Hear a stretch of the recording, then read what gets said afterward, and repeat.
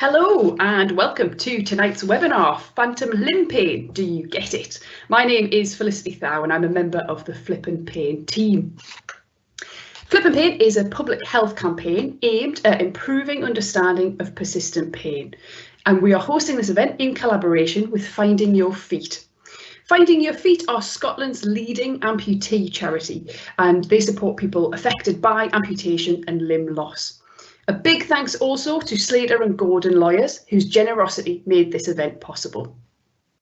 This event is being recorded and it will be emailed to you afterwards. It'll also be available for you to share with others on our YouTube channel. We talked a little bit about the survey just before we went live, so a final reminder about that. You've got the last couple of minutes to fill that in. So we're taking part in some research and you can help us.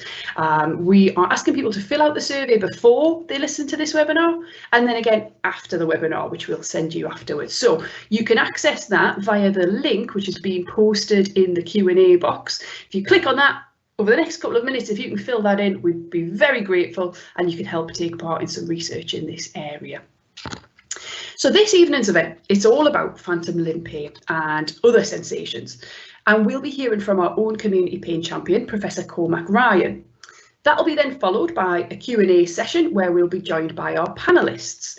We have a physiotherapist who specialises in working with amputees and two people who are amputees themselves, one who works with Finding Your Feet and another who's a consultant in emergency medicine. A couple of housekeeping bits. So on your screen, you'll see the Q&A box. You can ask any of your questions at any time throughout the webinar in that box, and we'll put them to the panel after Cormac's presentation. Your microphones and cameras are all off, so you can relax in the background there. The webinar, as we say, is being recorded and you'll get access to that. And just a note about your questions, we are unable to answer any personal medical questions. We can't give any tailored medical advice. One thing at Flippin' Pain, we always make a point, we always think it's worth saying at the beginning. In case you've ever been made to feel otherwise, we'd like to acknowledge that persistent pain, regardless of where it comes from, it's complex, it's real, and it's often distressing. It can make us feel scared, angry, anxious, depressed, isolated, and ultimately not in control. And sadly, there's a lot of misinformation out there that can add to that feeling. And our aim this evening is to share with you the most accurate information there is so that you can feel in control again. What you hear tonight won't take your pain away immediately, but it may start you on the right path to reclaiming back your life and reclaiming you. So I'm delighted to introduce Professor Cormac Ryan, who is Professor of Clinical Rehabilitation at Teesside University, and then I'll join you again after that. So thanks very much, Cormac. Over to you. Thank you very much, Flick. It's a pleasure to be with you all here today. Just before I begin, gentlemen in the bath, your camera is still on. Everyone can see you. Only kidding. We can't see anyone. All the cameras are off. So if you are in the bath, sit back and relax and enjoy the presentation. So a bit about me. My name is Cormac Ryan. I'm Professor of Clinical Rehabilitation at Teesside University, as Flick has said. I'm also the Community Pain Champion for the Flippin' Pain campaign. I'm a physio and a pain scientist. Next slide, please. Before I begin, I want to kind of acknowledge my conflicts of interest. So I'm a named inventor on a medical device patent for the management of phantom limb pain. I'm also leased out by Teesside University to be the community pain champion for this Flippin' Pain campaign. So I don't receive any money directly for my involvement in the campaign, but my university does. So with all of these conflicts of interest, next slide please, I had hoped that I would be sunning myself in some Mediterranean port on some beautiful boat. Unfortunately, as you will see in the next slide, the reality is not quite so rosy. Next slide please. So over the years, there have been some remarkable individuals who have had an amputation. If we look at in the field of the arts, the artist Frida Kahlo doing amazing works of art around disability. We see my personal favourite, Richard Allen, the drummer from Def Leppard, We see in the field of sport, we see Bethany Dirks, who's a professional surfer who lost an arm following a shark attack and then went back to professional surfing and had an amazing career. And then as well as that, we see, huge historical figures who changed the course of history, such as Lord Nelson from sort of Trafalgar fame. He himself experienced phantom limb pain and reported feeling his fingernails digging into the palm of his phantom hand. Now, this is not the earliest reporting of phantom limb pain. And actually, we know that phantom limb pain has existed since the dawn of time, as much as amputations have existed for so many years. Next slide, please. I'm sure many of you will have seen in the news quite recently the earliest amputation ever kind of known about from a sort of archaeological history was identified in Borneo, and it was of an amputation that occurred 31,000 years ago. Now, over that time, it's fair to say that surgical procedures have probably improved, so has rehabilitation, and so has the field of prosthetics. But I wonder how much has phantom limb pain changed, and indeed how we approach phantom limb pain. Next slide, please. Over the past 50 years, the scientific community has learned a great deal about pain and persistent pain, of which, of course, phantom limb pain is a subcategory. But very little of that information has trickled through to the person on the street. As such, there are many myths and misconceptions about phantom limb pain, and these act as barriers to good management. We believe that knowledge is the key to success. If we can take this scientific information and put it into the hands of the people who need it the most, the person with phantom limb pain, their friend, their relative, their healthcare professional, we believe we can bust many of these myths, leading to better pain management. Next slide, please. So we're trying to change the way that people think about, talk about, and treat persistent pain in general, and today, phantom limb pain. Next slide, please. And we're trying to do that by communicating 6 key messages. Persistent pain is common and can affect anyone. Hurt does not always mean harm. Medicines and surgeries are often not the answer. Understanding your pain can be key, and recovery is possible. And I'm going to go through each of these key messages over the course of the talk. I want to start off with the first key message, that persistent pain is common and can affect anyone. Next slide, please, because it's also, oh, do you know, I've jumped ahead of one slide. I want you, just before we do that, to ask yourself a sort of how much you agree with the following 3 statements. That pain only occurs when you're injured. The greater the injury, the greater the pain will be. And persistent pain means that the injury has not healed yet. This is what I believe the average person on the street believes about pain. When I asked Google to give me a picture of the average person on the street, that's the picture it gave me. I can't help but feel that Google has a slightly unrealistic image of what the average person on the street looks like. But nonetheless, I believe the average person on the street agrees with these 3 sentences. I want you to think about how much you agree with them. And then I want you to appreciate that actually these are myths. These are misconceptions and misunderstandings about persistent pain. And when we get to the end of the talk, I'm going to come back to these 3 statements, and I'm going to ask you to kind of think to yourself, how much do you agree with them?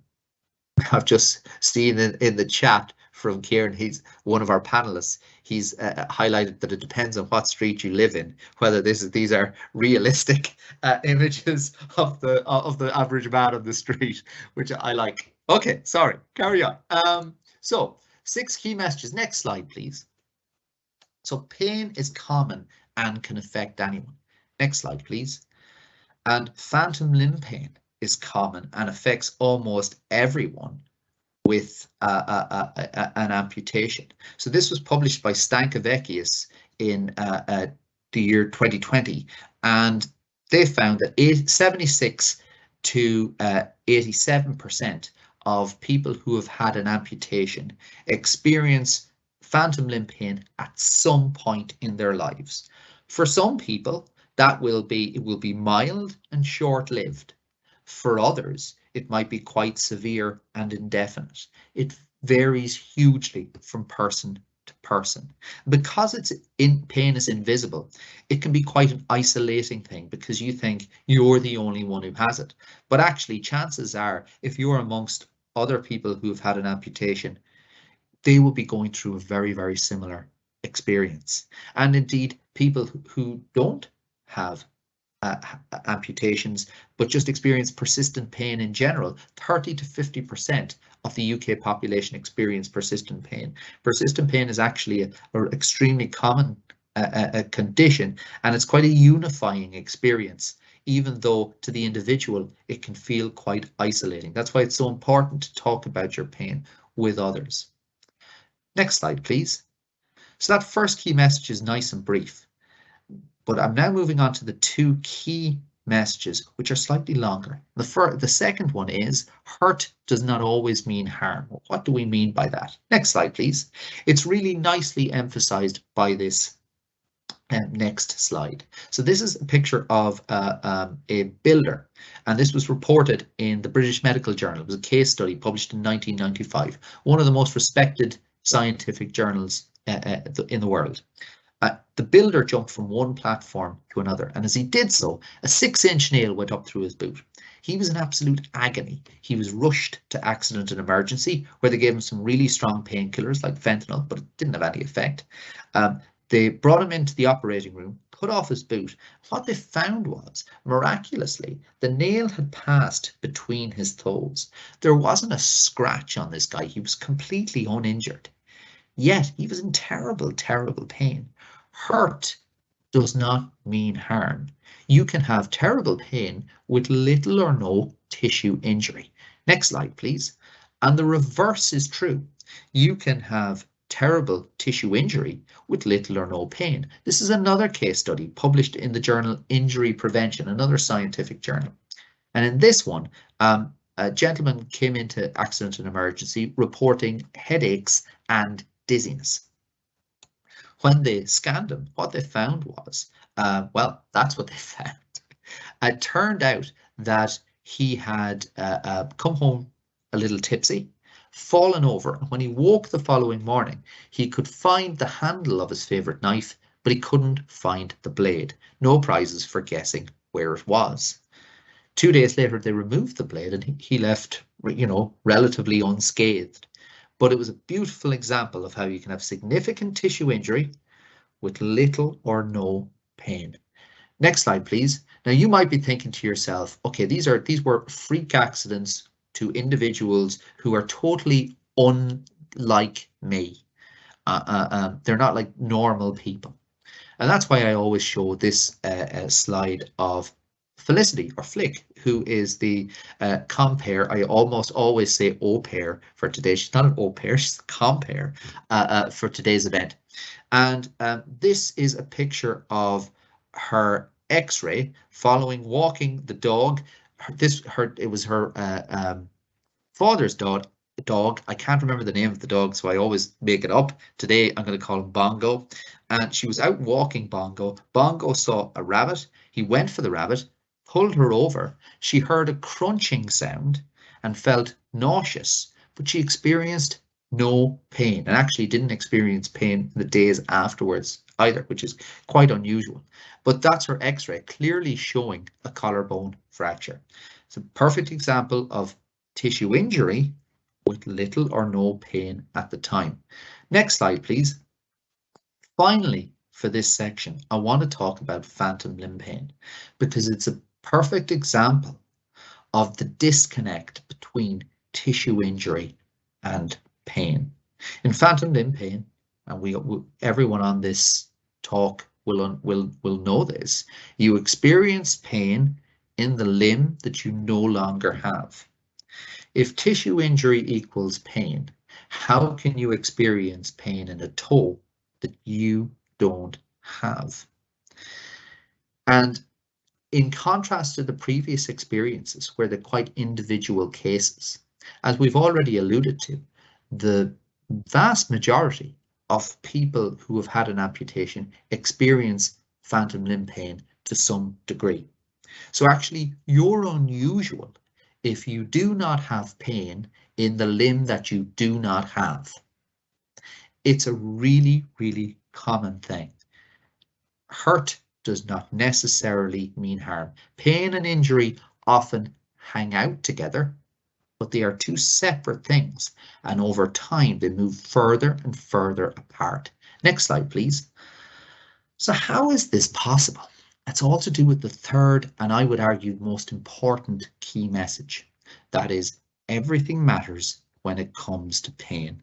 Pain is a biopsychosocial experience influenced by biological, psychological, and social things.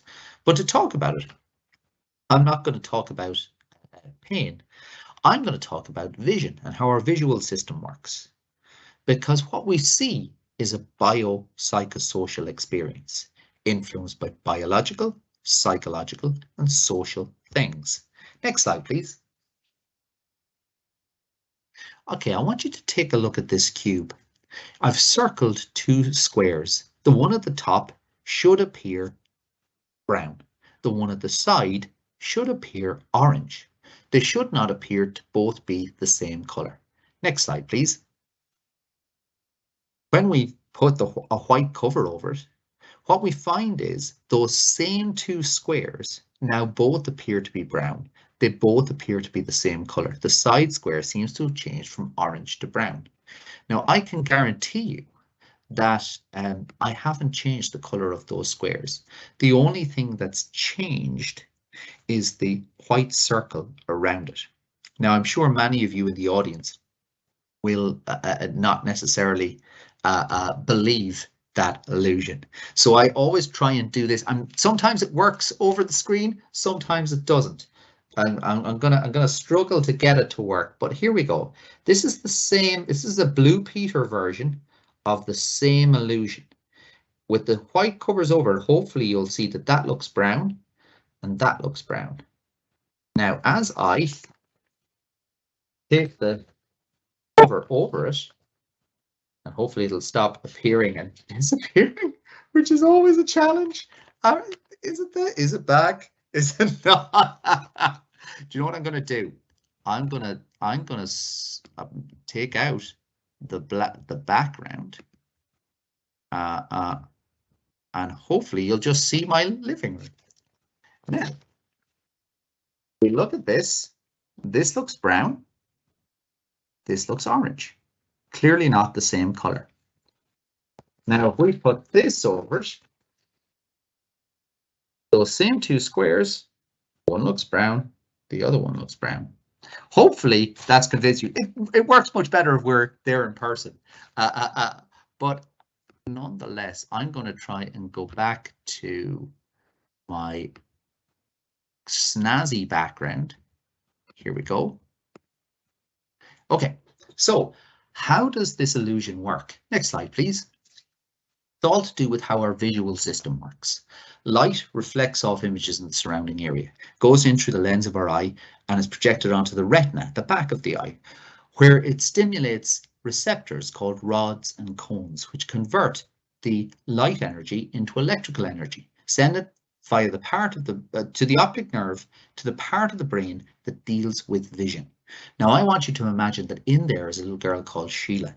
Sheila is surrounded by millions of jigsaw puzzle pieces, and she uses those jigsaw puzzle pieces to build in real time a picture of what she believes to be going on around you.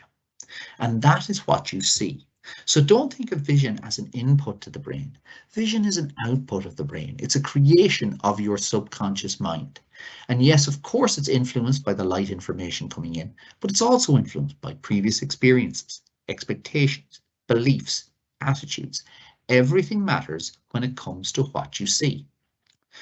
Now, let's take that information and bring it back to this illusion. Next slide, please. If we look at these two, this illusion again, what we see to the left of it is a dark area which suggests shadow or shading. That would similarly suggest that there's a light source coming from the other side of the cube. There is not. This is a 2D image, but Sheila doesn't know that. She's used to seeing 3D images, so she makes assumptions about what's going on. Now, she's getting the same amount of light energy from both of those two squares, because in truth, they're both the same color, they're both brown. When the same amount of light energy reaches her, she would usually say they're the same color and give us an image of the same color. However, everything matters when it comes to what you see. She says, well, if the side square is in a shaded area and it's giving the same amount of light energy as the top square, it must be a brighter color. So she assumes or predicts that the side square is orange, and thus that is the image she creates for me, for you, for everyone. Now, when we throw the white sheet over this image again, next slide, we make it a much easier jigsaw puzzle for Sheila to put together. It goes from being a 1,000-piece jigsaw of the sea, impossible to get right, to a 4-piece jigsaw of a cow, much easier to put together. This takes out the influence of the shadow. So Sheila no longer has to adjust her prediction for that shadow. She gets the same amount of light energy from both squares, predicts they're both brown. That's the image she gives us. Now, this is one of the key bits. Even though we now consciously know that they're both the same color, both brown, if we go back a slide, as soon as we remove the white sheet, Sheila immediately goes back to predicting it's orange. In other words, Sheila controls what we see. We do not consciously control it. Our brain is in charge of what we see 100% of the time, all of the time. And it's influenced by light, but it's also influenced by previous experiences, expectations, beliefs, and attitudes. Next slide, please. And then one more. So I want you to introduce you to Assumpta. Assumpta is Sheila's cousin on her mother's side. Assumpta is the part of the brain that deals with pain. And she's depicted here as Lady Justice. She's got her balance scales in front of her. And basically, she weighs up threat and safety. And when she receives danger messages from the body, unconsciously, out with your awareness, she asks the question, how dangerous is this really? If she believes on balance that your tissues are threatened or unsafe or in danger, she will want to draw your attention to it and get you to do something about it. And the way she does that is by producing pain in the area she believes the danger to be in. In contrast, if Assumpta believes that your tissues are safe, she'll not want to draw your attention to it, she'll not want to get you to do something about it, and she'll not produce pain. It is as easy and as difficult to get your head around as that. Now, what evidence do I have that Assumpta exists? Next slide, please. There's lots and lots of studies to demonstrate this, but this is my personal favourite. It was done by Irene Tracy. She's like the Ed Sheeran of the pain world. It was done in Oxford 10 years ago. In this study, the participants were asked to lie on a little table. And a laser was shone onto one of 3 areas of the foot. When it was shone onto the first area of the foot, all the scientists in the room went, yeah, that's perfectly safe. We can use that for the rest of the study. Then they moved on to shining the laser onto area 2. And they all went, ooh, no, we can't use that. That's really, really dangerous. The skin there is too thin, could cause a burn. We can't use area 2 for the rest of the study. They then shone the laser onto area 3. They all went, we think this area is safe. We're not 100% sure. What we're going to do is we're going to use it, but we're going to monitor it really, really closely. Then for the next hour, they delivered 120 stimuli, 60 to the safe area and 60 to the potentially unsafe area. And each time they asked the participant to say whether they experienced pain or not, and if they did experience pain, to say how much pain they experienced. Next slide, please. So what did they find? Well, they found that when the laser was shone onto the high threat area, area 3, or the potentially unsafe area, participants were far more likely to report the stimulus as painful. And furthermore, when they did report both areas as painful, they reported the high threat area as more painful. Now, of course, what they didn't tell people until the end is that both areas were completely safe. There was no difference at all between Area 1 and Area 3. The only difference was the participants' belief that one set of stimuli were safe and one set of stimuli were potentially unsafe. Now, have a think about that for a moment and the implications of those findings. What that tells us is that what we believe doesn't just influence how we respond to pain. It influences the experience of pain, whether we experience pain or not, and how much pain we experience. So our thoughts and beliefs are extremely important and influential on our pain experience. Next slide, please. Okay, let's talk just a little bit of the physiology that's associated with this. Next one, please. Imagine that you're hanging up a picture on the wall, but you strike your thumb rather than the nail. That causes a wee danger message to be sent from your thumb all the way to your spinal cord, that first order nerve. It doesn't say pain. There's no such thing as pain receptors. What it does is it sends danger messages. These danger messages travel to the spinal cord and then they're passed on from the first order nerve to the second order nerve using little circle chemicals called neurotransmitters. These neurotransmitters pass on the message from the first to the second order nerve saying danger in the thumb. When that second order message reaches the subconscious brain, it hits Assumpta, and Assumpta asks the question, how dangerous is this really? And she weighs it up. She said, well, he's hanging up a picture, he's got a hammer, he always injures himself when he does DIY, he's in backswing, so likelihood is he's going to hit that thumb again. We really want to draw his attention to it and get him to do something about it.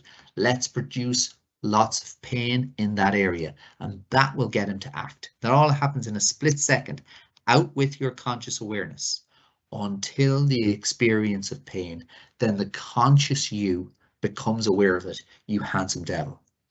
Now, Assumpta has enormous control over that alarm system.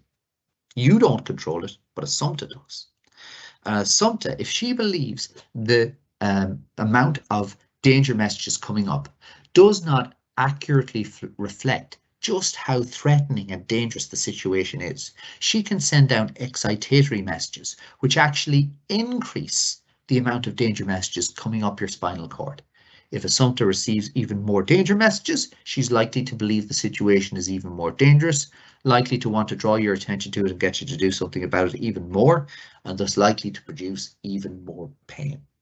In contrast, if Assumpta believes the situation is less dangerous, she has the capacity to send down inhibitory messages. These inhibitory messages can actually block the work of those neurotransmitters, reducing the amount of danger messages coming up the spinal cord. If Assumpta receives fewer danger messages, she's likely to believe the situation is less dangerous, therefore less need to draw attention to it and less need to do something about it, and thus less need to give pain. Next slide, please. So there's a whole variety of different ways you can kind of explain persistent pain and how these increases in sensitivity occur, and how the tipping of the scales sort of more towards threat than safety occurs. The way I've found most easy to communicate is that of a sensitized nervous system, to put across the idea that pain is a marker of perceived threat rather than a marker of tissue damage. And the purpose of that pain is to protect you. So this is the story. Imagine you've got a brand new car. You love that car. You park it outside your work. You go up your 4 flights of stairs to your office and you start typing away. Meanwhile, a burglar looks out from behind a bush, says, I'm going to steal that car radio. He runs over, breaks the window, grabs the car radio, then runs off down the street. 5 minutes later, the car alarm goes off. You jump up from your seat, you look out your window, you shout, "Oi!" But he's gone. You go down your 4 flights of stairs, you call the police, you call the RAC, the police come, take a statement, the RAC come, they replace your car window, replace your car radio. Then the guy says, "I'm going to give you a little tip. I'm going to turn up the sensitivity of your alarm system.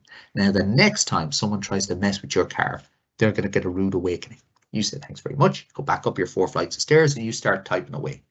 Meanwhile, same burglar looks out from behind the same bushes, says, "I'm going to have that car radio as well." He goes over, but as soon as he puts his hand on your car, the alarm goes off. You jump up from your seat, you look out, you shout, "Oi!" You catch the whites of his eyes. He gets spooked and runs off. You go down your 4 flights of stairs and you are delighted to find that your car is perfectly safe. There's not a scratch on it. And you thank your lucky stars for the RAC guy. You turn off the alarm, but you leave the sensitivity right up because it's done such an awesome job protecting your car. You go back up your 4 flights of stairs, you start typing away. 2 minutes later, car alarm goes off again. You jump up, you look out your window, and you find that an elderly couple have just walked past and glanced off your car. Now, your car was in no danger, but it was enough to set off the alarm, and it sounds just like it did when the window was broken. You go down your 4 flights of stairs, you turn off the alarm, but you leave the sensitivity right up because it's doing such an awesome job keeping your car safe. Go back up your 4 flights of stairs and you start typing away. 2 minutes later, car alarm goes off again. You jump up, you look out your window, and this huge pigeon is sitting in your car. Not in your car, on your car. If the pigeon had gotten into your car, that's a remarkable pigeon. He was on your car. And obviously it was a deaf pigeon because the alarm hadn't scared him away. You run down your 4 flights of stairs, you shoo him away before he does his business on your car. You turn off the alarm, but you leave the sensitivity right up because it's done such an awesome job protecting your car. You go back up your 4 flights of stairs, you start typing away, and you've guessed it, 2 minutes later, the car alarm goes off again. The problem is no longer the stolen car radio or the broken window or the burglar. The problem is this sensitized alarm system. And whilst it is doing a brilliant job keeping your car safe, it's stopping you from doing all the things you need to do throughout your day. Now, persistent pain acts in a similar way. In persistent pain, pain can carry on long after normal tissue healing will have occurred. And that pain does a brilliant job keeping your tissues safe. Primarily because it's too sore to do anything remotely dangerous.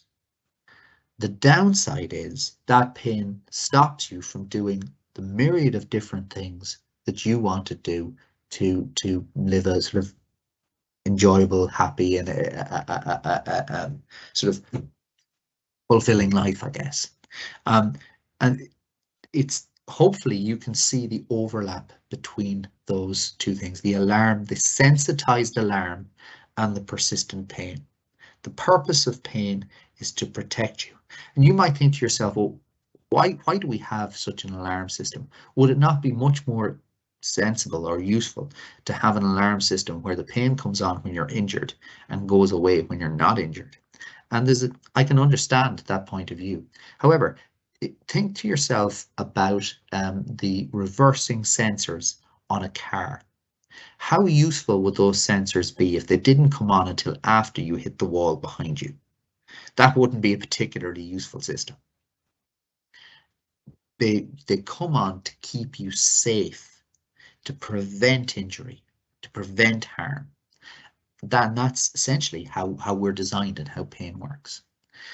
Next slide, please. Okay, now positive, accurate information can actually dampen down the sensitivity of this alarm system, whereas negative, inaccurate information can actually fan the flames. Next slide, please.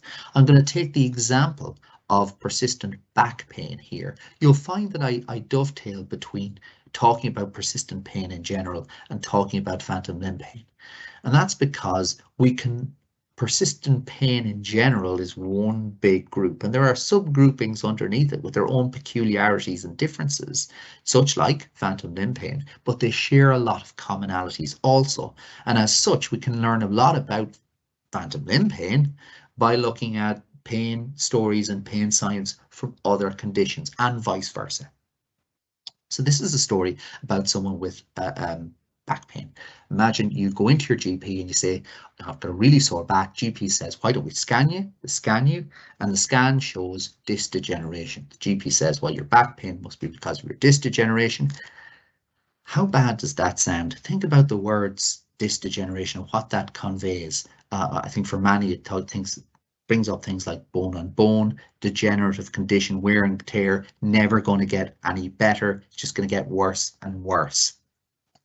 How bad does that sound? I think it sounds really bad. How dangerous does it sound? I think it sounds really dangerous. How dangerous does it sound to Assumpta? Super dangerous. What's she going to do? She's going to try and protect you the only way she knows how, and that's to ramp up the amount of pain. Now, what we don't tell patients, we should, is the full story. And a more complete story is demonstrated in this table here by Virginia. I'm pronouncing that terribly, I have no doubt, but that's my best attempt, in 2015. And in this table, what we see are imaging findings for the different age categories, 20s, 30s, 40s, all the way up to 80s, for people who are asymptomatic, who have no back pain whatsoever. What we find is that 80% of 50-year-olds have disc degeneration. These are the normal kisses of time. They are grey hairs, they are wrinkles, they are age-related changes, and not necessarily pathological. However, healthcare professionals such as myself and others, we look at the scans, we put 2 and 2 together, and we get 5. We say, oh, your pain must be because of these changes. And we're totally unaware of the fact that there is someone else with the exact same changes who has no pain whatsoever. It's essentially scaremongering of Assumpta. Now, when we scan people with back pain, we statistically increase the risk of them having a poor outcome. I'm going to say that again. When we scan people with back pain, we statistically increase the risk of them having a poor outcome. Why is that? I think it's because of the reasoning I just gave. Now, when we give a more clearer example, when we fully explain that these are normal age-related changes, we actually take away the negative impact of the scan. It's not the scan itself that has the negative impact, it's how we talk about it as clinicians and how we inappropriately explain them to increase pain-related fear and anxiety. And that's beautifully explained in the next slide by Pete Moore. Pete is a person with pain he's the guy who invented the pain toolkit, which some of you may have come across. And it's one of the resources on our Flippin' Pain website. And listen to his story about his back pain and how the scan influenced him. Next slide, please.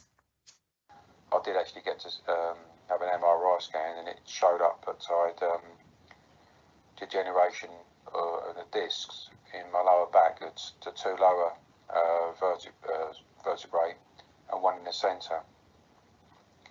What it's shown is more or less like bone was sort of rubbing on bone, really. So, okay, but the words they use, okay, I guess at the time frightened me. They use this word degeneration. I was thinking, God, well, if I've got something degenerative, and I better just be really careful what I do. So again, I had this thinking, well, if I've got something degenerated, I better not be too active in case I wear things out even more. And they also told me that when they showed me this, they said, oh, your spine is like a digestive biscuit. Again, you know, I thought if I move at all, I may make things worse. But by not moving, as I found out later on, I was making things a little bit worse because I was becoming more and more deconditioned. Imagine telling someone their spine is like a digestive biscuit.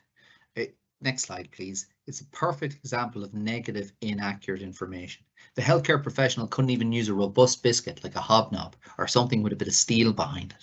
Poor old Pete must have just been avoiding cups of tea in case his spine magically dissolved. It's a perfect example of how negative, inaccurate information can increase the sensitivity of the alarm system. Next slide, please. Before I finish on this particular key message, which is that everything matters when it comes to pain, I want to talk about this safety threat balance. And this is an exercise you can do yourself at home. thinking about your own situation. There's so many things that can act as threats. Some of them you'd recognize and some of them you might not recognize. Next slide, please. And these threats can tip the scales towards a sensitive pain alarm system. But what if we could flip some of these things and make them safety factors? What if we started off by looking at not knowing? What if we increased our understanding of pain? Just like we're doing now. What if low self-esteem? What if we flipped that to try and increase self-esteem? What if we think about all the things you've achieved despite your phantom limb pain? What if you think about the fact that you've come here tonight to a webinar and to try to actively increase your knowledge and better your management of pain, rather than just sitting and watching reruns of Poldark? Previous traumatic experiences. What if we could address or process these traumatic experiences and get help to do that? Life stresses and anxiety. What if we adapted things like mindfulness and relaxation? You can't remove stress and anxiety completely, but you can begin to address it. Feeling financially insecure. Okay, if you can figure out how to reduce feelings of feeling financially insecure, please let me know how you did it. Being in a negative relationship. Negative relationships can actually increase the sensitivity of the alarm system. You need to drop that zero, get yourself a hero. I'm being a bit facetious, but essentially try and think about strengthening the relationships with the positive relationships, and perhaps edging away from the more negative ones. Ethnicity. If you're from an ethnic minority background, if you're an older adult, or if you're a female, all of these are social issues that increase the sensitivity of the alarm system. Now, you can't change them. And why would you? Because these are positive things that actually help you in other aspects of your life. But it's useful and important to know that they influence the system. Low mood and depression. This can increase the sensitivity of the alarm system. That's why it's so important to make time for play. People with persistent pain are often people pleasers and people who put themselves second and other people first. Try to make time for you for play, because play is a time of safety and can reduce the sensitivity of that alarm system. Feeling isolated and alone. Try and reach out, reconnect with the people that you used to do. Increase the width of your circle. Next, not feeling listened to. Tell your story, write it down, tell it to your friends, family, your healthcare professional. You don't have to tell it all the time, you don't have to keep going on, but make sure you tell it once and tell it clearly. Not feeling believed.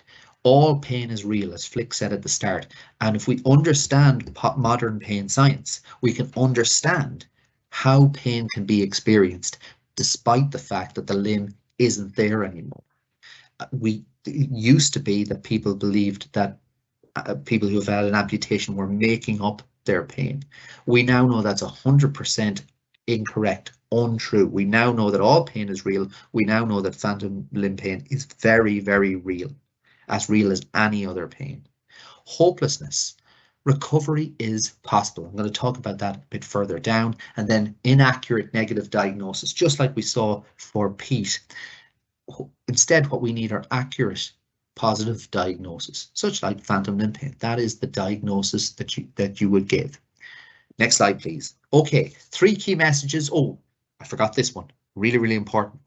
This is a specific threat that is very unique to people with phantom limb pain. No one fully understands the mechanisms that underpin phantom limb pain. However, one of the leading sort of theories is that there's a disconnect between the brain's representation, or the brain's map, the somatosensory cortex, and the actual limb itself. It's no longer a good map or representation of that amputated limb, and because there's that disconnect, that causes the pain. Try and think it through for a moment. What if the subconscious brain couldn't match up the real physical body with the mental body? How threatening would that be? How dangerous would that be? I think it's something I'd want to draw attention to it and get something done about it. That would definitely be a threat, increasing the likelihood of experiencing pain. Everything matters when it comes to phantom limb pain. Next slide, please. Okay, I'm going to try and run through these last ones really quick because I'm going way over time. Medicines and surgeries are often not the answer. Next slide, please. So I'm going to focus in specifically on medications and opioids in particular. So I want you to think about phantom limb pain as sort of a fire. Okay, fire is noxious. It's terrible.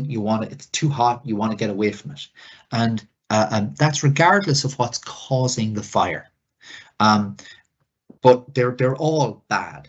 However, the cause of the fire influences the type of extinguisher you use. If you apply a water extinguisher onto a fire that's electric, you just won't put out the fire. Actually, you might make the fire worse. In a similar way, next slide, please, you need the right tools or the right fire extinguisher for persistent pain. With acute pain, pain that happens in the short term, usually associated with tissue injury, then the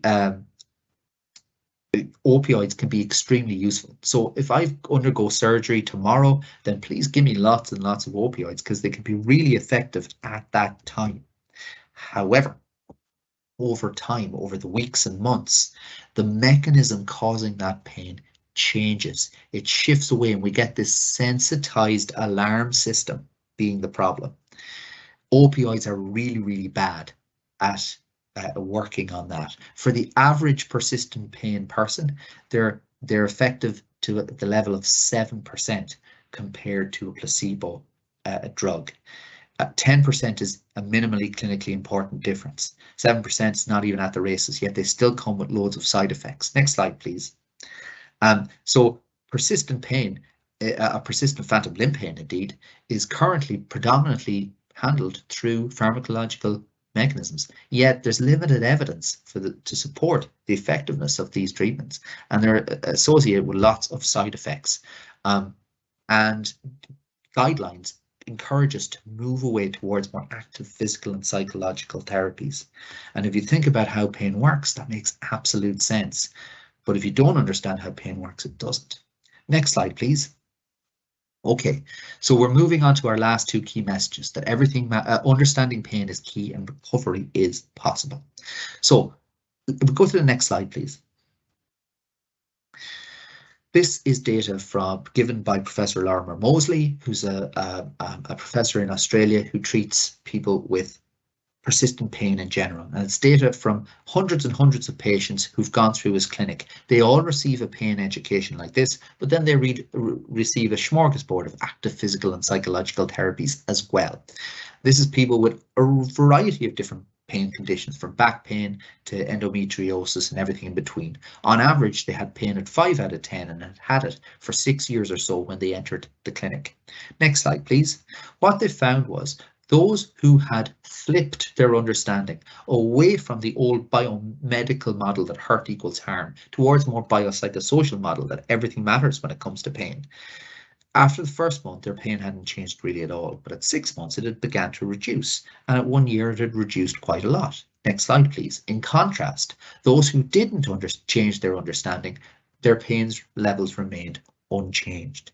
Now, there's a couple of things to take from this. First of all, this evidence clearly shows that pain can improve, and phantom limb pain can improve. There's lots and lots of evidence to support that.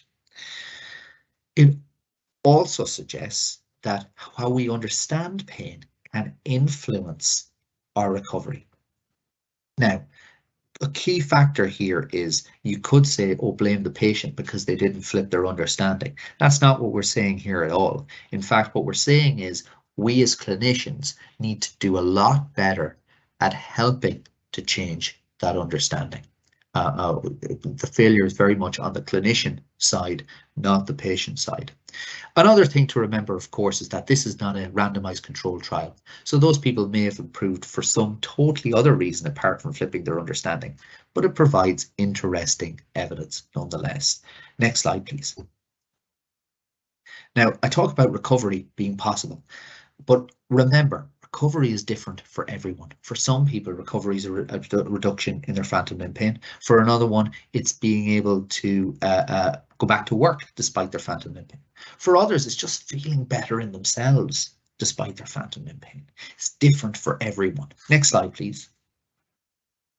So when I got to the, I gave this presentation to my neighbour Janet, and about persistent pain, and she herself had persistent pain. She said, well, that's really interesting, but you know, what do I do now? What do I do with this information? So the key thing about this is that I guess what you need to go on a journey, and that journey can be helped by better understanding your pain. Next slide, please. And by doing an range of there's plenty of interventions that you can access and do, which don't work as a magic bullet overnight, but can begin to adjust the sensitivity of that alarm system and move you slowly towards the path of recovery. Next slide, please. Let's think about all the things we know that can influence persistent pain. Let's line them up, and then let's think about what happens if we address each one a little bit. Let's start. What if we addressed anxiety and stress through mindfulness and meditation? What if we improved our diet by increasing the number of fruit and veg? What if we addressed poor sleep through sleep hygiene tactics? What if we addressed social support and work by reaching out and reconnecting with all our old systems? What if we addressed the lack of activity by trying to increase our physical activity levels? All of these things can help to reduce down the sensitivity of that alarm system, but it takes time, it takes persistence, it's a journey. Next slide, please.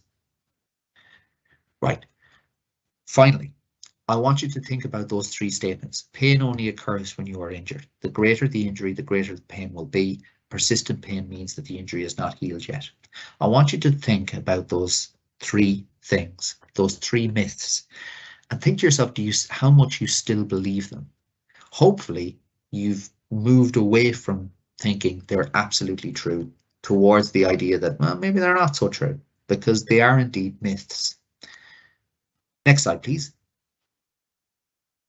Okay, 6 key messages. Persistent pain is common and can affect anyone. Phantom limb pain affects most people who've had an amputation. Hurt does not always mean harm. Everything matters when it comes to pain. Medicines and surgeries are often not the answer. Understanding your pain can be key, and recovery is possible. Next slide, please. To finish up, I just want to thank Pain Revolution, which is our equivalent campaign in Australia, who are very much leading the way. We're hanging on to their coattails, and they've been extremely generous in providing us with support and materials, and we're indebted to them. Next slide, please. I just want to thank all the people involved in Flippin' Pain, from our director, Richard Pell, to all the people with pain, all the clinicians, the illustrators, the scientists who feed into this campaign and give their time, many of whom give it very much freely. Next slide, please. And that's references. And last slide, we're on to Q&A. Thank you so much for listening. Thank you. Thanks very much, Cormac. Brilliant. Before we come on to the questions, I'm going to allow our panelists to introduce themselves a little bit, their experience, their roles. So let me come to Nikki Porteous first. Nikki, over to you if you want to introduce yourself. Hi there, I'm Nikki Porteous. I'm a physiotherapist who works at Westmark in Glasgow, which is a specialist amputee centre. So I work with them every day that I'm in. I've been doing that for about 10 years now. Excellent. And we also have Dr. Kieran McKiernan. If I can come to you next, Kieran. Hello everybody, my name is Kieran McKiernan. I'm a consultant in emergency medicine, and I have recently, in 2017 and 2018, joined amputee fraternity, and I am lucky enough I don't experience phantom pain, but I do suffer from sensations from time to time, fairly debilitating phantom cramps. Oh, that's brilliant. Thanks, Kieran. I'll get you to, when you answer a question, just bring your microphone a little bit closer to your face there. But as you were saying there, 2017 and 2018, you underwent your amputation. Is that right? Yep, that's right. A year apart. Got you. And I will finally come to you, Paul Johnson.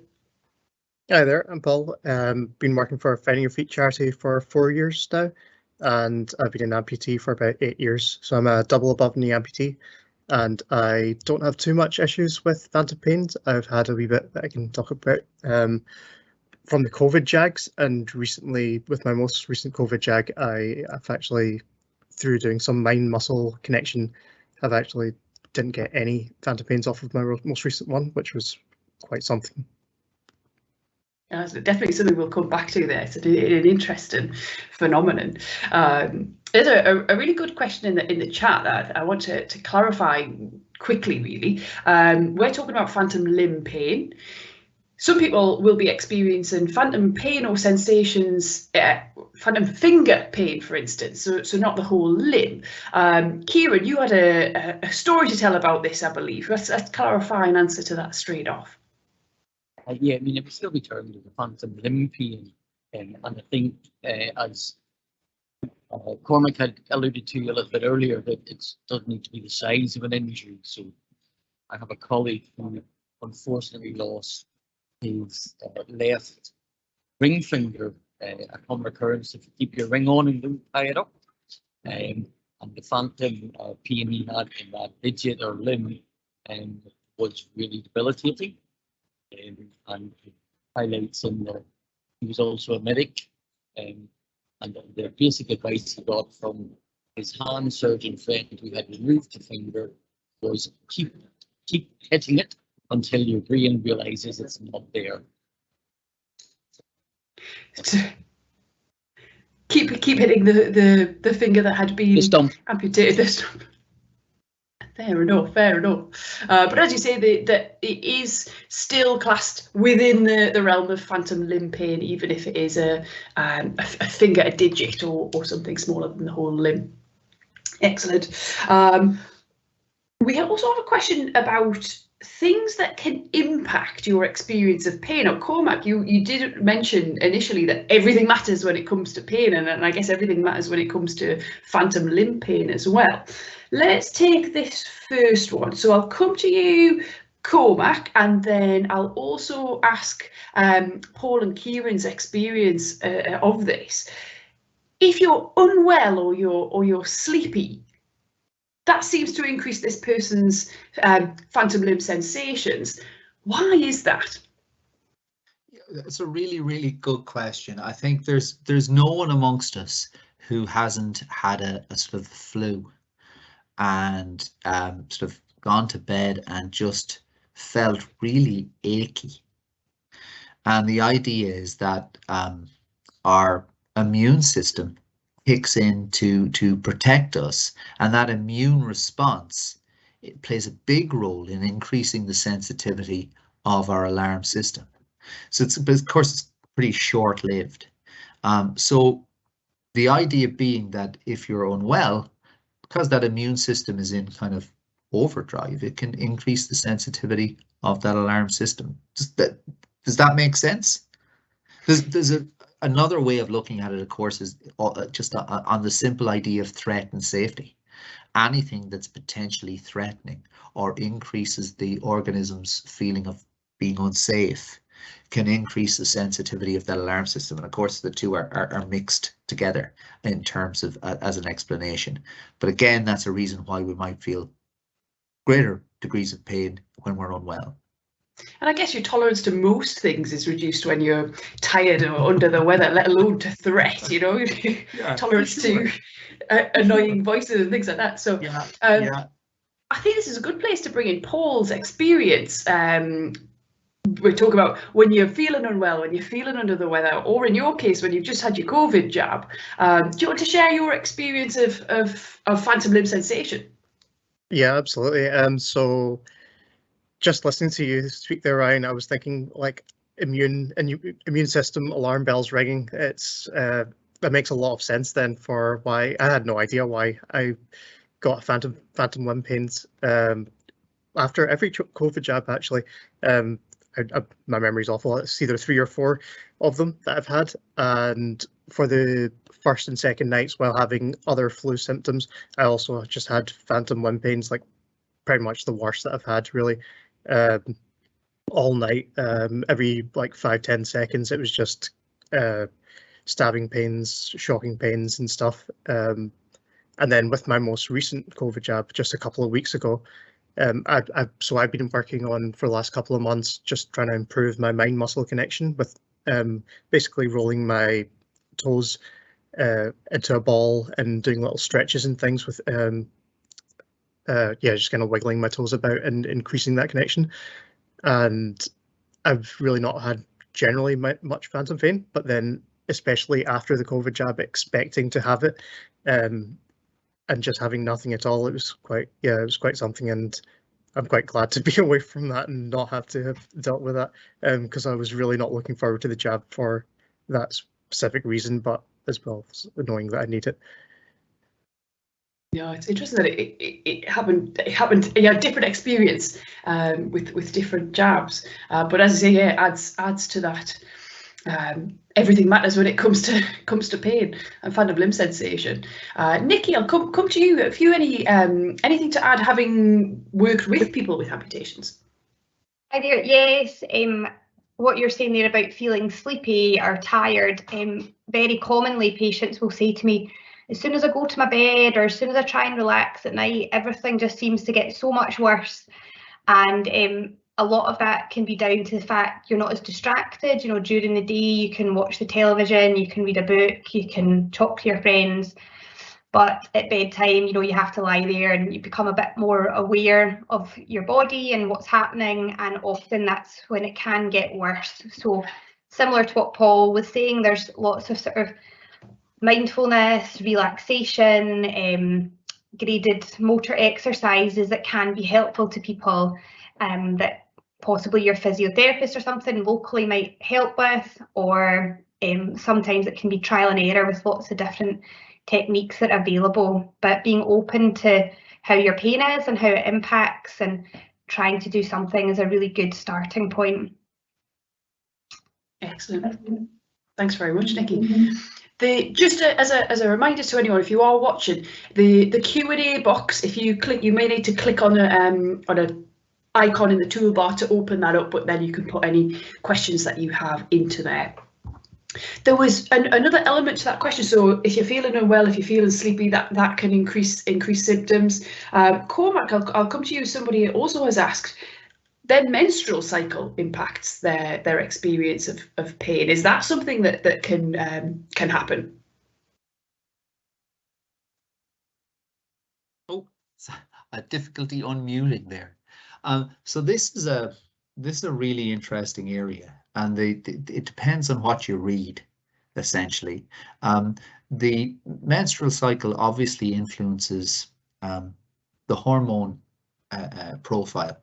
And different hormones, indeed, the different sex hormones can influence the sensitivity of the alarm system. So the idea that the menstrual cycle would influence our pain alarm system definitely holds up.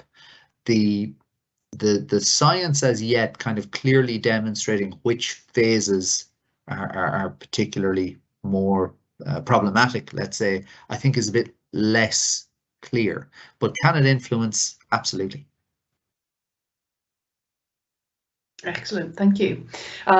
We'll come on to some treatment options. So there's a few questions in there about treatment options, and then let's come back to phantom limb pain. So let's first of all go to Nikki, and then I'll also ask Paul and Kieran about your experiences with these modalities. So let's talk about mirror therapy first. So somebody's asking, does mirror box treatment work in the treatment of phantom limb pain? Nikki, what's your experience?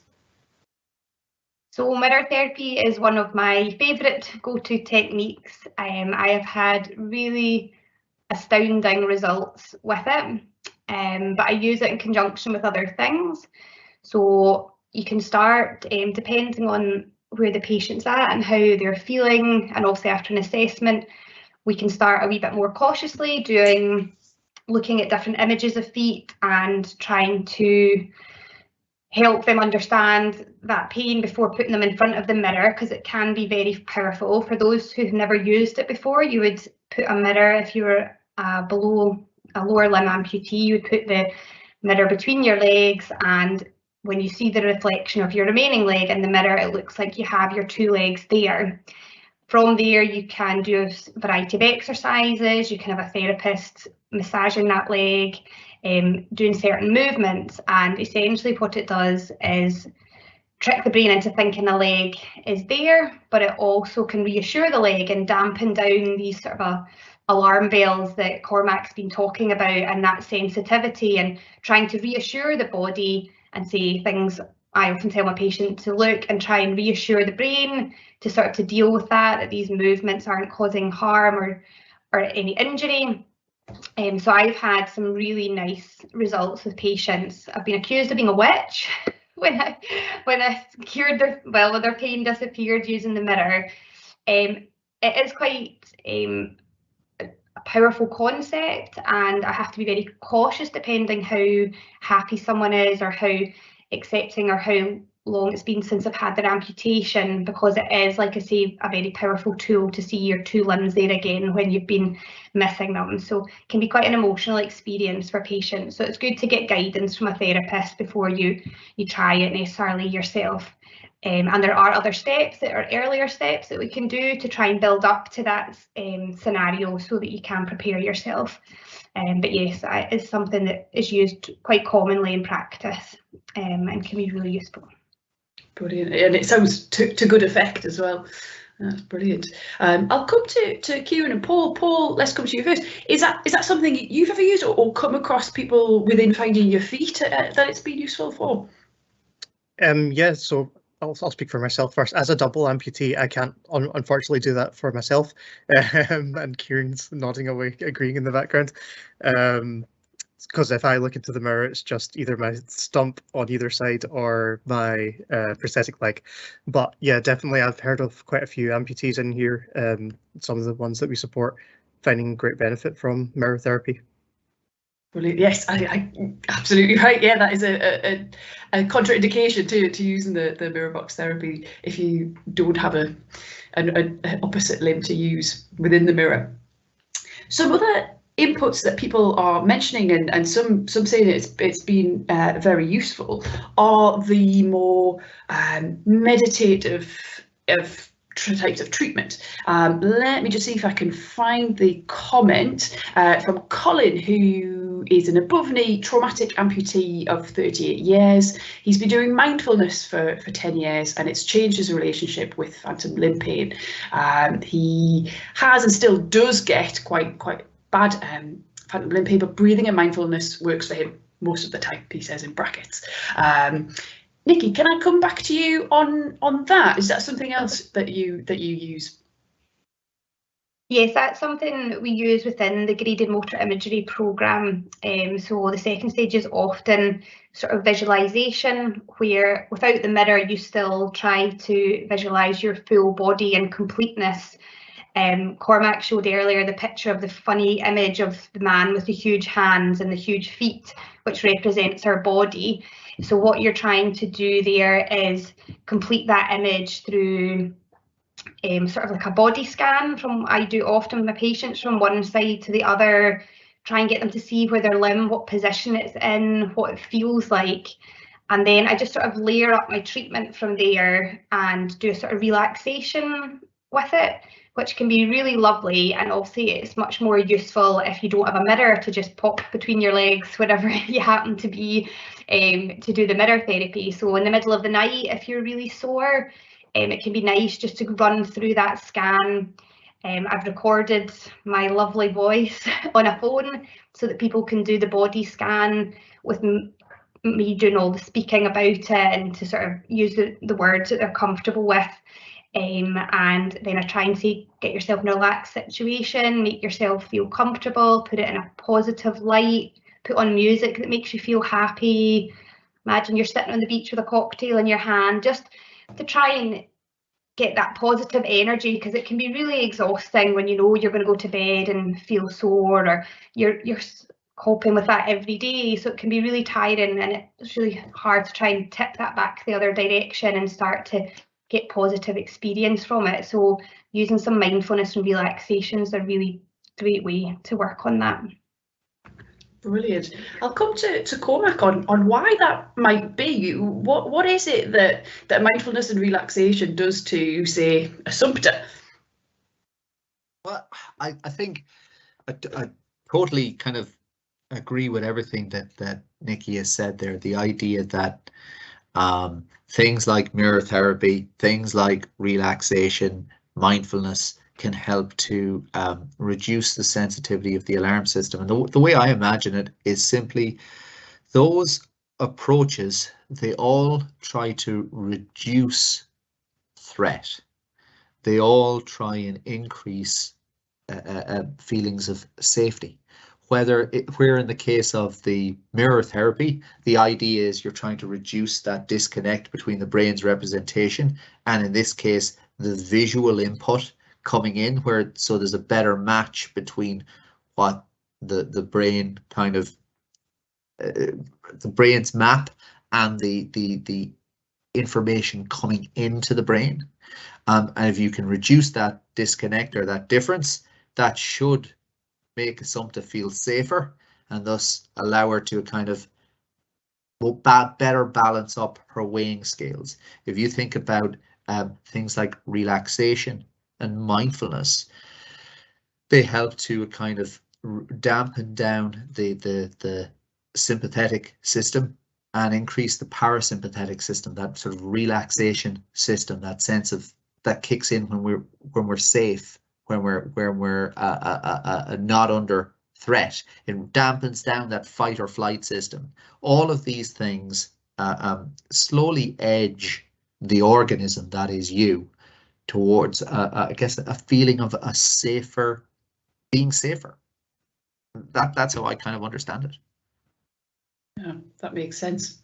Paul and Kieran, have you anything to add on in terms of any personal use of meditation, relaxation? I will give you the floor if you have there.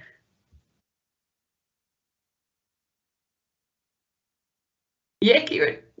Yeah, I think it's if you're having times and periods where you're having these sensations, feelings, you will try virtually anything. And I say sort of the mindfulness and the try and relaxation to get sort of that thoughtful process of realigning your mind into a more positive space is very beneficial and helpful. I think what is being often this is that there is no one wonder fix for everything, because if there was, we'd all be doing it. And as well as it being a sort of sociobiological component to pain. Pain is one of the most subjective things that people will have and will have to deal with. And so what we're trying to do always on a personal note and in a group setting and from a health professional point of view is to try and explain as much as possible to give the patient the best understanding of that. But the best way that they can have the understanding of that is to try and understand themselves and where they are and where they're thinking. So my own personal thing is everybody should have 5 or 10 minutes of mindfulness, whether it's a breathing exercise, whether it's just relaxation, whatever way you want to describe it, to try and ease those things. But nothing's going to work by flicking the switch. No, brilliant. It's one of our favourite phrases as well, is there is no quick fix, and we wish there was, but absolutely anything that we can do to dial down that alarm system is useful. A really good question has just come in about language. Now, Cormac, you talked about persistent back pain, and let's maybe stop saying people's backs are crumbling, etc. When we're talking to people with phantom limb pain, I think there's probably something for everyone here. So what kind of language should we typically avoid? Nikki, I'll come to you first as a healthcare professional working with people with phantom limb pain. Is there anything that comes to your mind in terms of language we should avoid? Yeah, I mean, it's like that, giving people the wrong perception of what's going on. And, you know, I have had conversations with other medical professionals that phantom pain is real, and patients have been told it's not this, it's in your head. And, you know, that can be really terrible for patients, and they've come in quite upset. So it's really important, as you said in here, that all pain is real, and it is very real, and reassuring patients. And when I'm doing my mindfulness or relaxation, when I do the visualization with them, the language I use is really important. I try and talk about the pain melting away into the floor or floating away, and talking quite positively about the condition of your skin and thinking of it in a more positive manner, so that patients start to have that perception. Because obviously, coming to terms with what's possibly happened, there can have been a lot of traumatic incidents and dealing with that. So I think using positive language, even when you're doing your own relaxation and mindfulness, is really helpful. Oh, excellent. And Kieran, do you have any thoughts, as a person with an amputation yourself, any thoughts on language that just isn't helpful to use? It's very difficult to be very specific about sort of certain words or whatever, because everybody's very different and will have a slightly different attitude. But I think the point that Cormac made through it about that negative conceptualization of, you know, of speaking in such a negative way to people, that, you know, you can't be that, so it's not real pain. It brings in the whole what pain actually is. We still, and I'll put my hands up from being a medical practice of the healthcare profession, that we still have the concept that pain is a visceral thing, that it's still something that needs to be there, rather than people who deal with whether it is a phantom limb pain or chronic pain or palliative pain, where pain is a whole body total pain and brings into it the physical, the emotive, the psychological, the spiritual bit. Yeah, brilliant. Thanks, Kieran.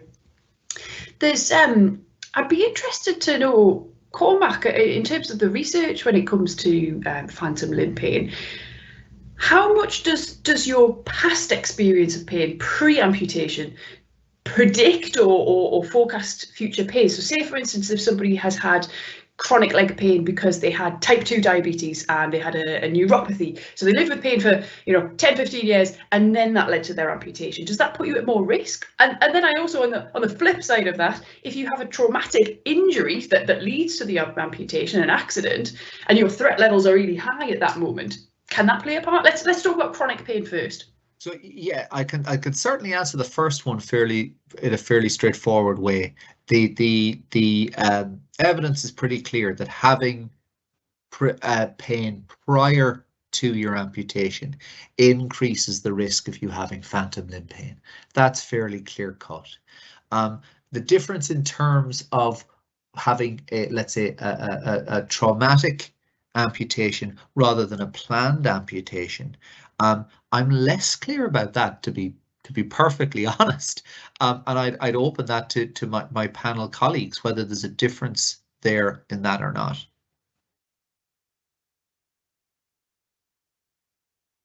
I will look to anyone unmuting on the panel, and I will come to you first. But no takers, that's fine. I suppose I've had quite varied experience, and for a while, a lot of my patients who had a tumour and lost their leg due to a tumour were coming in very acutely after their surgery with really severe phantom pain, which I thought was quite unusual, and I wasn't sure why that might have been the case. I wondered if it was because a lot of them hadn't been living with any sort of chronic pain or any other medical conditions at that time, and all of a sudden had a tumour and lost their limb all quite succinctly, like all quite quickly, and they just hadn't been living with pain for so long, so it was more of a shock. And then when the phantom pain came, they were suffering with really severe phantom pain. One man couldn't watch war movies on the television because every time he did, when someone got shot, he felt it in his phantom leg, and he was literally like, I cannot cope with this. Whereas some of my people who've been living, sadly, with chronic pain or long-term ulcers in their feet almost felt the phantom pain was less than what they'd been suffering with before that. And not necessarily a good thing, but seemed more accepting of what they were experiencing, or whether they had more of a tolerance by that stage. So I've had quite a mixed view, but I find it just varies so much from person to person. Like say, life experiences, life stresses can all add to this, and it's just a really fascinating subject. Absolutely. And a follow-up question to that has just come in. Are some people more likely to experience phantom limb pain than others? Are there certain factors that would make somebody more likely to experience that post-amputation, Cormac? Well, certainly there are factors that increase the likelihood of experience phantom limb pain. And to be honest, they more or less dovetail with those factors which increase the likelihood of experiencing persistent pain. A classic example there is low mood and depression. It increases the likelihood of experiencing pain. It doesn't mean that you will, it just increases the likelihood. So it's absolutely, there are factors that increase the likelihood. No, brilliant. Colin makes a point here. Colin has added a comment, and this is a theme that comes up a lot in Flip and Pain webinars, the theme of almost acceptance. And Colin says, I've learned over the years not to fight the pain, almost to accept the pain like tiny demons. Just say, come and do your worst. And that comes up a lot when we talk about persistent pain. In our previous webinars, often we're talking about, say, chronic back pain, and people are wanting to fight it and maybe have a surgery and get the thing out. Now, you literally cannot do that with phantom limb pain. The surgery has already happened. The limb has been removed, but you've still got this pain, and you can often feel like you're fighting it. I'd be really interested to explore that feeling of acceptance, and I guess not simply just acceptance of the loss of limb, but the acceptance of the ongoing sensations. Both Kieran and Paul, have you? Can I come to both of you to share any experience on that?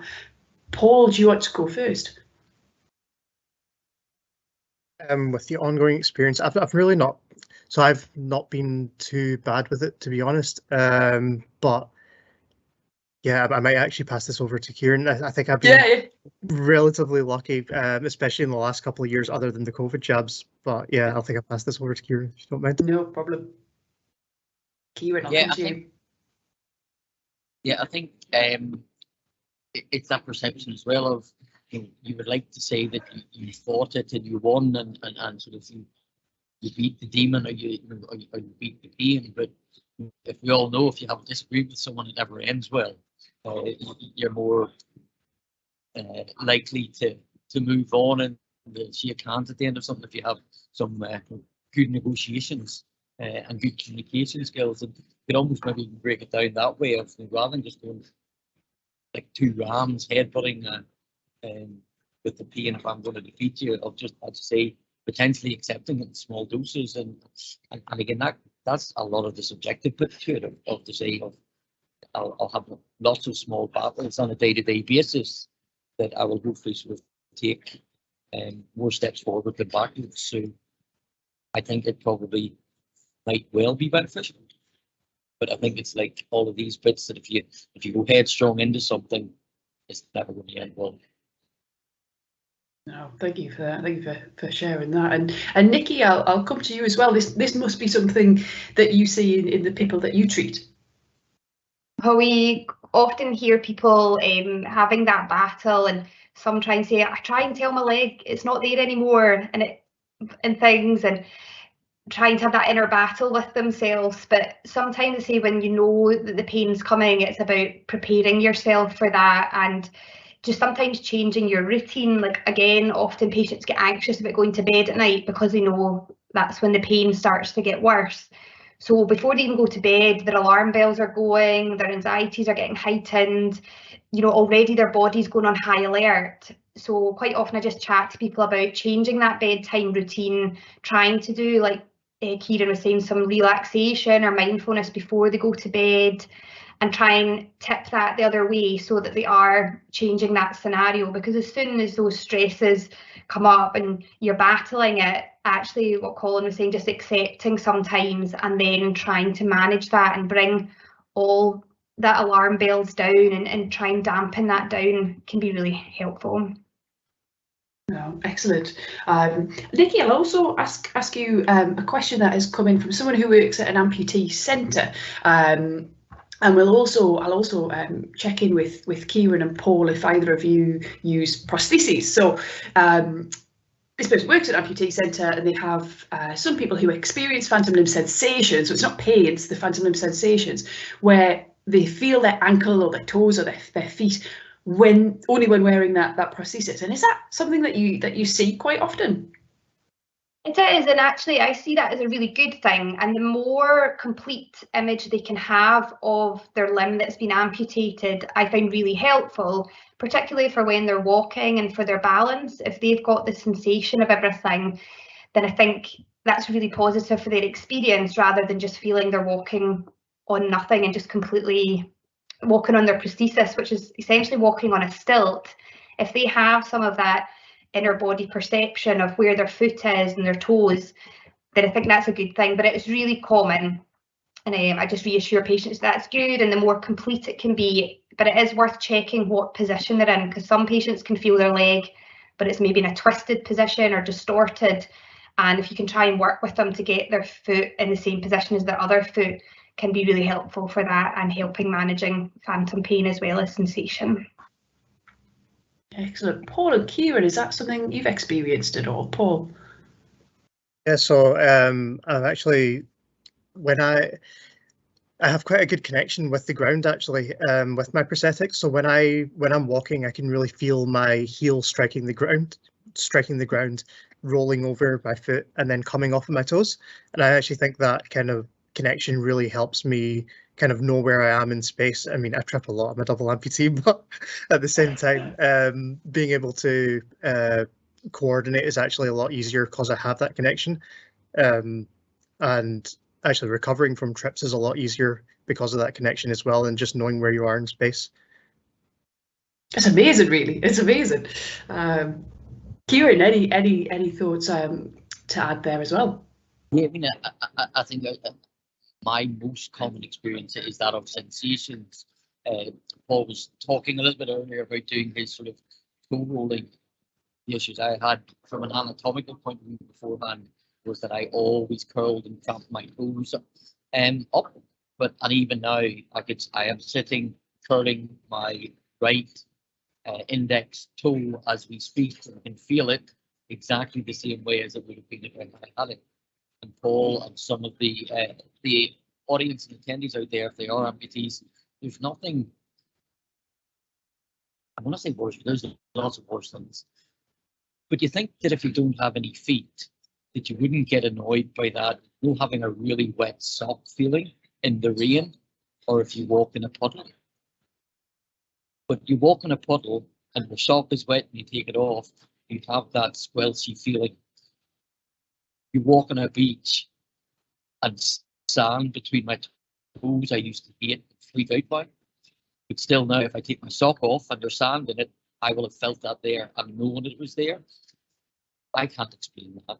I don't think anybody could. I don't think any specialist could scratch their head or chin and explain it, but it can be really strange feeling.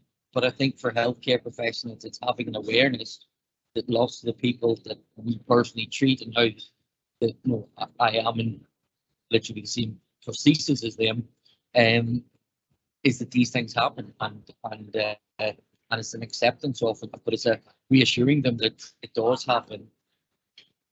It isn't always going to end up in being painful, sure, and prosthetics will sometimes have that other effect.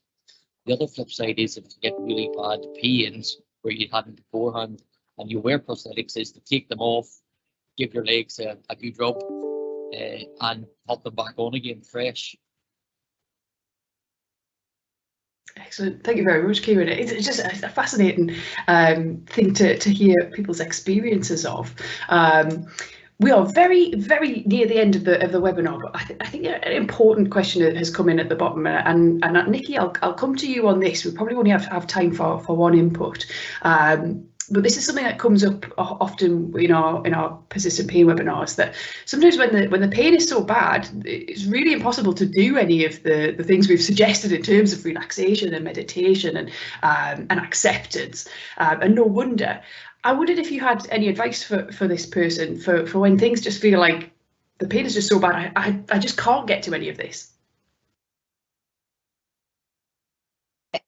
It's awful, and some of the stories that patients tell me just you just want to be able to help them, because it really sounds just awful. But most of the time I think it's people finding what works for them. Sadly, once you're in a more manageable situation, you know, some of the treatments we've talked about are easier, but when you're really going through that severe pain, it's about finding something that can cope. I know patients that take to their bed for a few days at a time because it just hits them like a train, just so powerful and radiating pains, and worse than childbirth, which some people know. So I think it's about finding a way to manage the pain that works for you at that stage.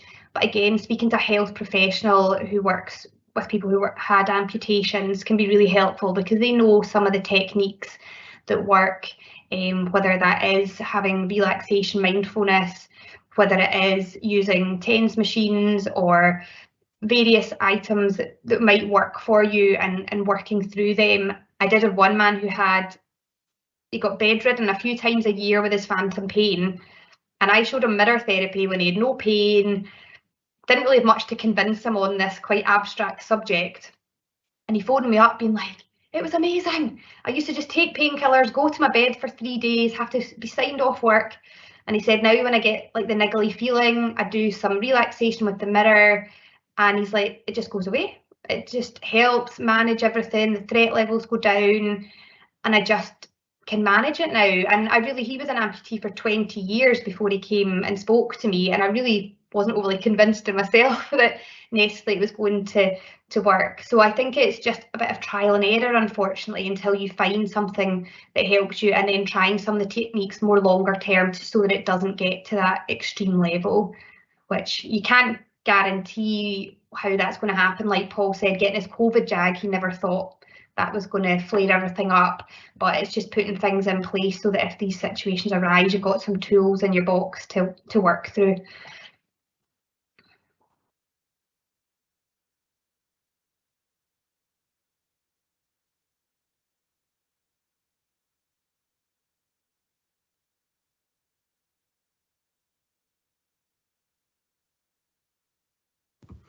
That's me on mute, apologies. I was saying, Nikki, thank you very much. And Kieran, would you like to add to that just before we wrap up? Yeah, again, it was just a term that Nikki used there that this chapter's talking about. Did it early at a stage when it was just a niggle. So with that early intervention, stopped it from progressing into something more severe. And that comes with that whole body awareness, and have the self-awareness of, if you are a little bit stressed, if you are a little bit tired, if you think it's going that way, use whatever it is that works for you at that point. And that's a very important thing to do, I think. I'll also, being the medic in the room with the doctor, say that it might be a point that rather than going to take to your bed for 2 or 3 days, that it's at this point that you use the pharmacological aids to help you get through this acute part of it. So rather than being on them whole time or chronically, if things do get really bad, then it's always important to speak to a healthcare professional that you have trust in, and that you know won't be just send you a prescription and send you on your way, but will talk through things with you, but have sometimes some rescue medication to help get you through those worst days or worst cases, if you've already missed the boat of doing whatever works for you at an early stage. Oh, brilliant. Thank you so much, Kieran. Thank you. To add as well, so of course we're doing this webinar in collaboration with Finding Your Feet, and if you head to findingyourfeet.net, that's their website, and the wellbeing team are there to be contacted if you are interested in learning more about this mindfulness, relaxation and lots of other holistic activities that they have going on. Or if you want to be signposted, you have any other questions. So that's findingyourfeet.net. And with that, it is just after 7:30. So sorry for keeping you a little bit longer, but I'm sure you'll agree that was a great session. If you have any questions that didn't get answered, if you have any feedback, please do email us. We're at info@flipandpain.co.uk. You can also visit our website, flipandpain.co.uk, and at flipandpain across the board on social media. I must say thank you to Cormac, Paul, Kieran and Nikki and everybody at Finding Your Feet. Thanks also to Slater and Gordon Lawyers for funding the event. Couldn't happen without them. And if you filled out the pre-event survey, keep an eye on your inbox because you will receive a post-event survey. And for everybody else, do keep an eye on your inbox because you'll get this as a recording if you want to share it with friends, with colleagues, with people who are interested in phantom limb pain. And with that, thank you all very much for coming along this evening and have a great rest of the night.